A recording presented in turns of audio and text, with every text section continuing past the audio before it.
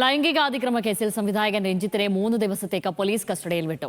Ranjith യുവനടിയെ ലൈംഗികാതിക്രമത്തിന് ഇരയാക്കിയ caravan police പിടിച്ചെടുത്തു. യുവനടിയെ സമൂഹമാധ്യമത്തിൽ അപമാനിക്കുകയും പേര് വെളിപ്പെടുത്തുകയും ചെയ്ത യൂട്യൂബർക്കെതിരെ പോലീസ് കേസെടുത്തു.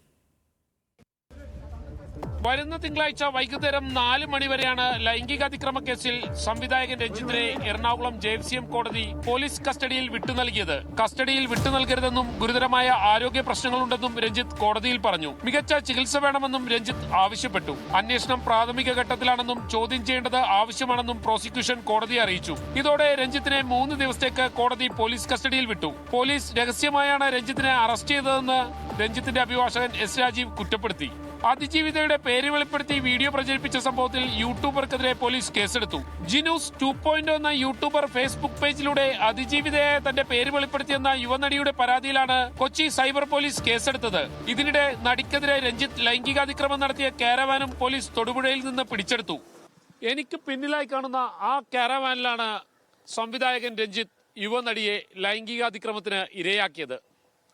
രഞ്ജിത്തിനെ 3 ദിവസത്തേക്ക് പോലീസിന്റെ കസ്റ്റഡിയിൽ ലഭിച്ചിട്ടുണ്ട്.